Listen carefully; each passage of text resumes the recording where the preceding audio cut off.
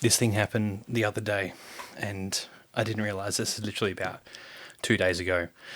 My youngest daughter, so the kids are always up way earlier than Beck and I are. And unfortunately, this space, which is my office, is also. I'll see if I can show you guys all the carnage, which is my children. It's very fuzzy. I'm sorry. This is their desk, and it's just got crap all over it. And all my daughters, they just love arts and crafts. And unfortunately, mornings like this morning means that we wake up and there's a pool like this of paint that's about that thick. And it's spilt on the chairs and on the floor. And so every now and then we get surprises like that. And yeah, and this morning especially, there was this. There's a great book around parenting called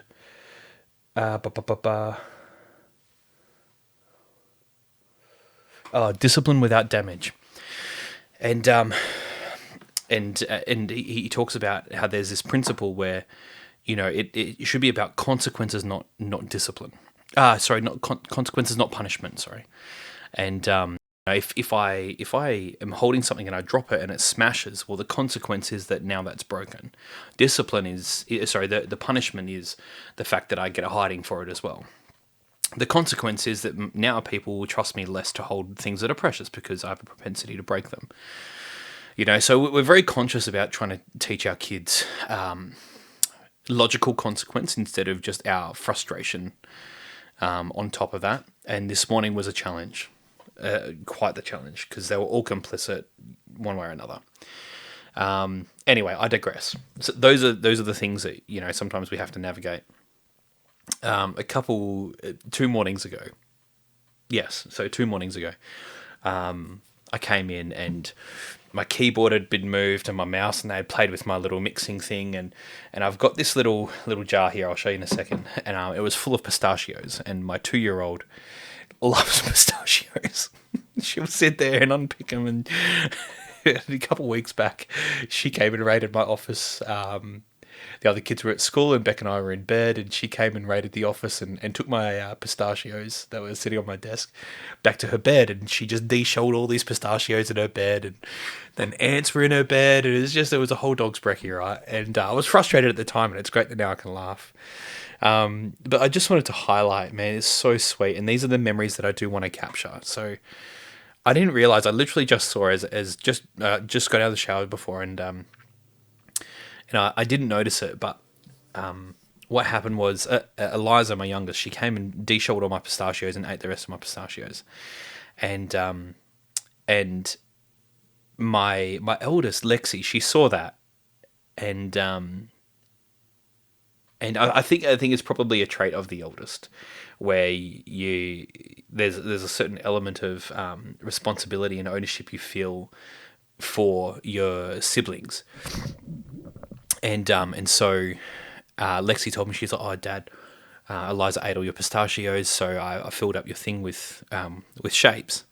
So she went to the cupboard and she got these shapes and she filled up the pistachio tin with shapes, and she wrote "Dad" on top of that, and it's so sweet.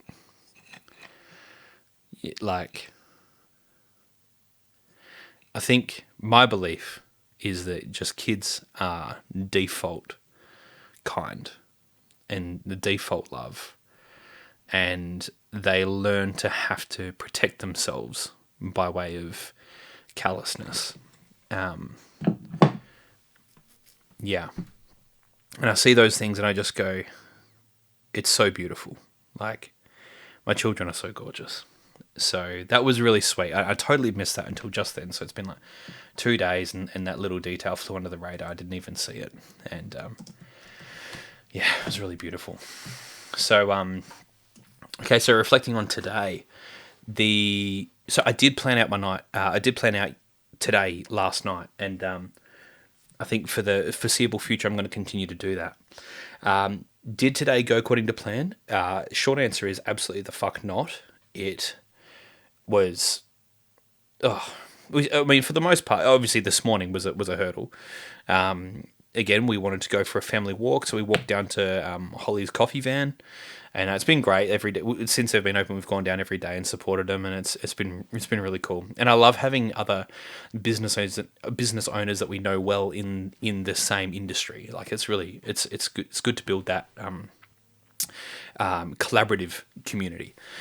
So yes, we went down to a coffee van, and we went down and we had brekkie and coffees, and the kids had chinos, and it was really great. Then we were a bit late to the party there, but yeah, so we walked down and we walked back, and it's good. And two and a bit weeks postpartum, I think Beck's doing really, really well. The fact that she's out going for walks that distance is admirable. So I'm kind of just letting her call the shots on that. So yeah, so we are. So we did that, and then a lot because we're headed away over for a bit of an Easter break. So a lot of it was just prepping all our gear, and we that just blew way out.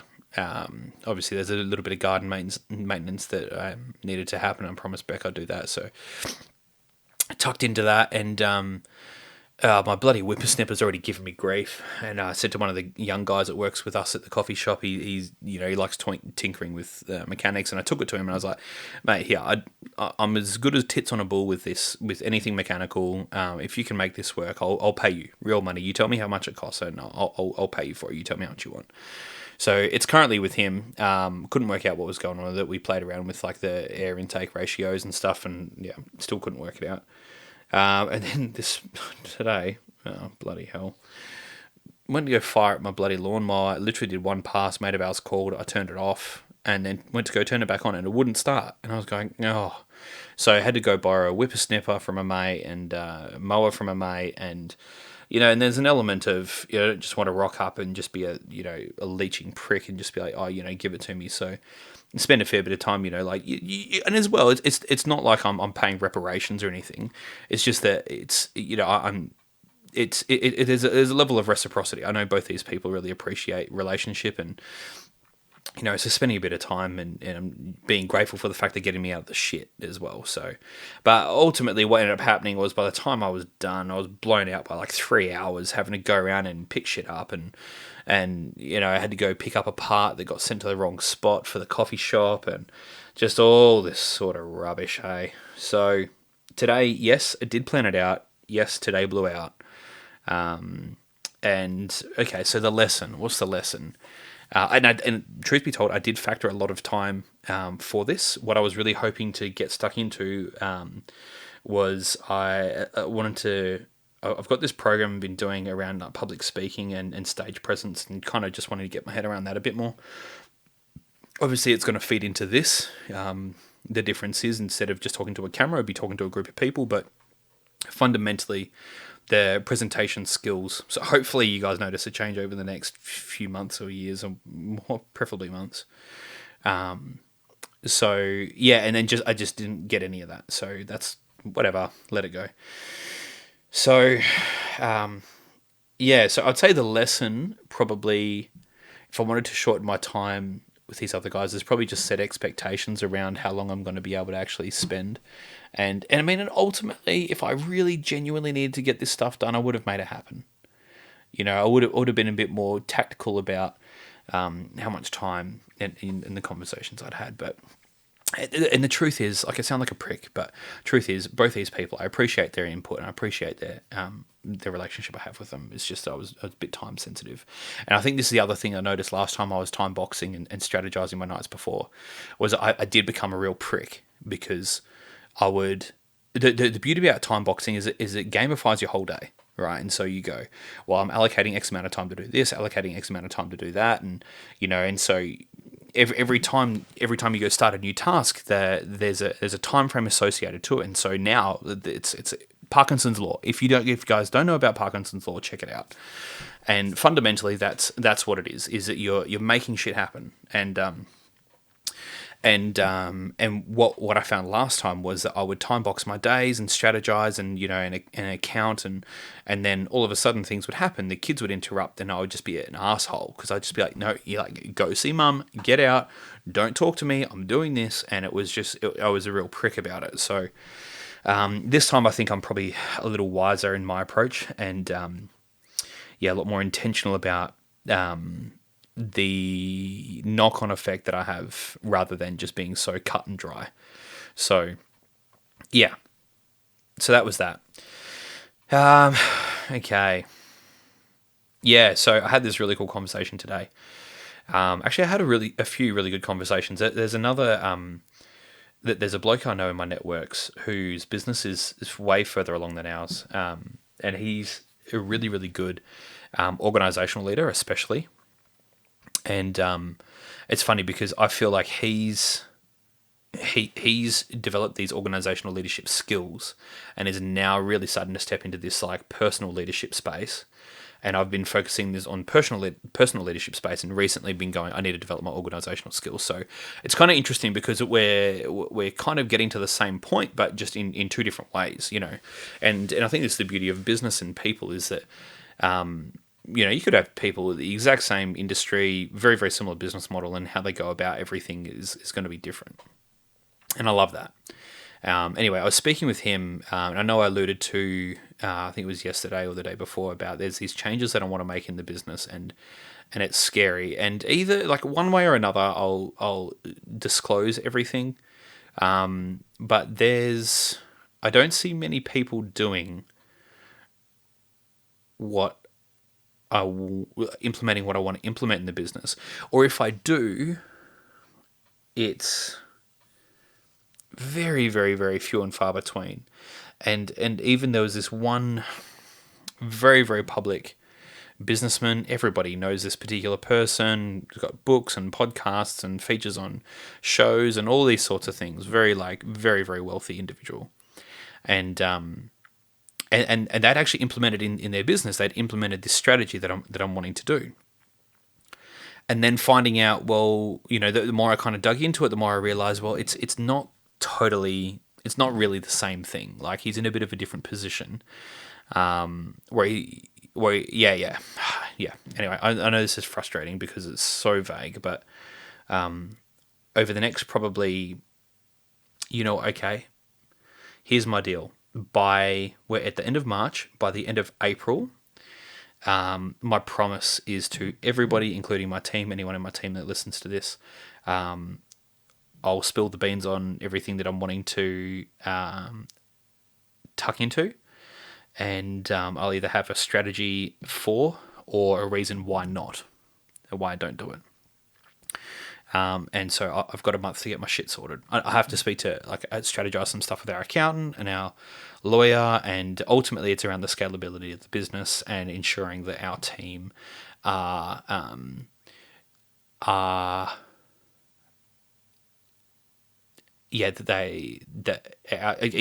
ultimately it's the best strategy I can come up with for team alignment. So, yeah. So, anyway, that was a really good conversation, and we both got to the point when I was speaking to this other guy. Both got to the point where at the end of it, I was saying, what do you think? And here's my concerns, and I rebutted it with this, and I rebutted it with that, and I rebutted it with this, and, this, and there's really only one particular concern that I just go, that, I think that's actually valid. Everything else is, and even then I think that the net gain would be better than and everyone benefits.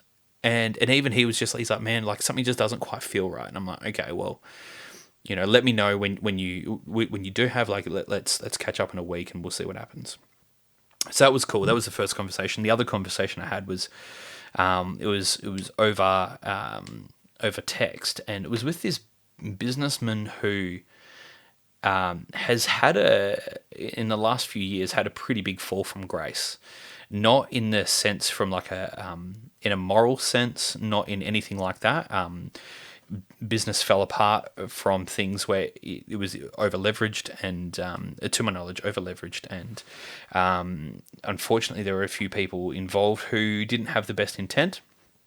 And things fell apart. And I was speaking with them today, and I was just like, kind of just been keeping tabs on what they've been doing, and I've just been like, mate, like you've got back up on your feet after quite a big stumbling block, and I don't care about the details of how things fell apart, but what I'm interested in is how did you get back up on your feet so fast?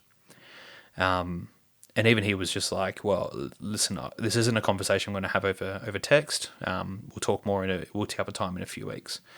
And this is someone who does, well, formerly, maybe currently, I don't know really the entire situation, played in a very big space, and I'll be very surprised if it's not in the hundreds of millions. No, it probably wouldn't be that high, but it's in the high tens at least. And so I'm curious to see how that conversation unfolds. So I'll keep you guys updated on that. So cool. I think that you really like the rest of the day. There's some cool stuff we'll kind of touch on last night. Grace is a legend. She used to work at Zarafas and she joined our team when she came on, and she stayed just casually, and she's now in uni in Perth, and she keeps coming back and to work with us during the breaks, and it was such a nice surprise. I went to get coffee today and came to a drive-through. I saw Grace. I was like, Grace, how are you? Like, it was such a pleasure. And then Georgie as well, who's actually she worked with us before, and she took a little break, and she's come back, and and this is the really, really cool part about not being stuck in the business and being able to work on the business and having people who I trust run the team and run the shop, and is that like now there's people being rostered on, people being hired, and I don't know about it, and I rock up and it's a pleasant surprise. I'm like, whoa, hey, like I didn't know you were back, like so good to see you, and that's really, really cool. Like it's a lot of fun. It's a lot of fun. I know in my previous message, in my previous video, I read out a couple messages from the team, and and I think that those messages are really heartwarming, and being able to see these sorts of things, it's like, okay, like you're always your own worst critic, and it's cool to see that things actually are headed in the right direction, and it's that the bets you make do pay off, and that we're reading things right, and there's a level of trust that we're developing ourselves, and it's been really it's a fun place to be. I think the thing that I'm most looking forward to sharing, I'm just looking through all my notes here. I just actually, the reason I'm filming so late is I went down and pretty much we've got new coffee machines. I surfaced everything. So it's nearly 11 o'clock at night, and tomorrow's Easter Sunday, and the girls, hey, check this out. I used to be so against like the Easter Bunny and Santa and all that sort of thing. And you know what? Like Beck was really, really big on Santa, and I just said to her, I was like, I don't like the idea of lying to my kids about a fat man who's generous. Like, why can't we just tell people that we're just generous because we love being generous to people, and we don't have to assign it to some dude who flies around on bloody reindeers? Like, that's just stupid. Whatever. I've come around. The wonder and awe and excitement that kids feel, and it's cool. Anyway, so Beck tonight, she was like, "Oh, girls, it's time to go to bed." And in fact, what I used to do is I used to go to bed as soon as I could. I picked up straight away what she was trying to say. I used to go to bed as soon as I could so that I would wake up tomorrow and get the Easter Bunny and straight away. Our eldest, Lexus, she was like mid-dinner. She's like, I think I'm full. I was like, sit back down and finish your dinner. So she was on deck. But no, after I filmed last night's episode, Becca was having a bottle of wine, and I went sat down with her, and we, man, like, wine's so great. And again, with respect to things being part of the human experience and there being utility to it, I see that alcohol has a lot of utility to relationship, because sorry, I want to say like an inhibitor. It's not an inhibitor. Maybe like an ambition inhibitor, but nonetheless, like you open up, and I think that there's a lot of utility, and we sort of see that, the times that we just crack open a bottle and we get talking, that it's great. Topics come up, and there's a level of vulnerability that is probably not just like every other day. And I was, and Beck was saying how, like, I look in at her position, and I just think that she's like, her role as a mother has got to be the most important role in society. And I was chatting with her, and this is kind of like, I think, a belief that's kind of been in the back of my mind. I haven't really vocalized to her, and I was chatting with her, and she was saying to me how, like, people ask me, or, what's new, and she's like, same thing.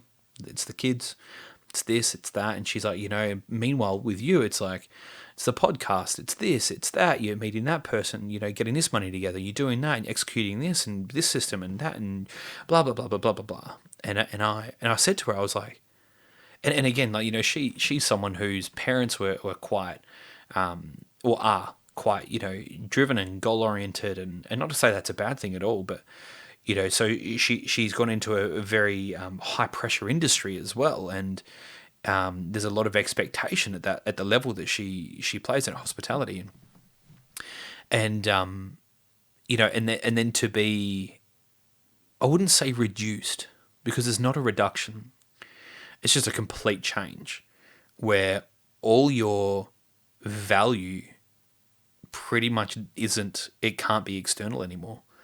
Or at least the value for your contributions. Because, I mean, like, what 2-year-old is going to be conscious enough to actually show mum? It's literally just in the times you get it all right, where, they write, dad, and then refill your thing for you, and you realize that actually they do care about me and they do think about me. Like, it's only in those moments where you get to see, okay, I am doing it right. And so that was the thing. She was just like, how am I doing this? Am I doing this right? Am I probably not even justifying her position appropriately? She was like, I feel like I'm not doing much, and it was this great opportunity where, like, in the last probably 12 months, I've had this realization, and it may change, but man, it feels right, and it fits, and it's freeing to me. Is that, when people talk about the purpose of life, and I understand it's like, oh, and to say that I got the purpose of life is bullshit, right? But this is what makes sense to me right now, is that, and you guys might hate this, but the purpose of life is to live. And, whether you want to look at it from, like, a scientific point of view, that, if you have a look at life, like, even organisms that don't have any sort of sentience, like, they still fight for survival. Their only purpose as a living thing is to continue to live. And you look at, like, even, I think it was Sigmund Freud, maybe Carl Jung, but one of the big psychs said that they believe, like, the primary motivator in human beings for anything is sexual drive and reproduction. And you think around, wanting to climb the hierarchy, and, and all these sorts of things, is that it makes sense. And so the whole purpose of life is to continue to live. And I had this realization, again, I mentioned Fallen Leaves, an incredible book. Will and Ariel Durant, highly recommend it. And one of the realizations I had with that is that life has come to me from my parents and has now gone through me to my children. And when this body is not fit for the conduit of life anymore, then my body will pass. But my role, while it is here, is to ensure that I am giving life to people around me. And not in a, like, auras and, vibrations, not in that sense. It's literally just like, do I build people up? Am I intentional about actually investing and building life into the people around me, in a work sense, in a relational sense, in a community sense? Like, that should be the foundation. And what I said to Beck was, I was just like, the whole goal of being a human being is to be. And I was like, and you're already there. Like, everything that we're doing in business, like, I go to work and we develop this income, and we build this business and this trajectory so that we can be. And she's already at the B part. Like, she's at the pinnacle. And like, here I am. Like, if we're going to look at this pyramid, is that it's like, primary needs and all this sorts of stuff. And we're building all this sort of shit just so that we can get to the point where we're being human beings. And she's already at that point. And now she gets to be a mother. She gets to be a human expressing life to and through our children. And so it was this really, really beautiful conversation we got to have. And I don't know if I've done that any justice. But it was it was a really beautiful moment that we got to share. And yeah, and it's funny because we climbed into bed and she had this moment where she looked at me and she was just like, I really appreciated you sharing that.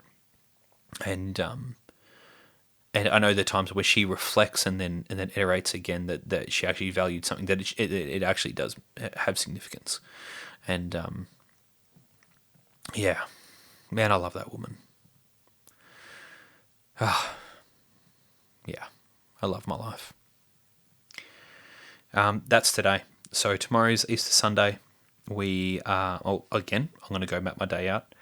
But most of tomorrow is going to be spent with the family, extended family as well. So yeah, so that'll be fun. Anyway, love, guys.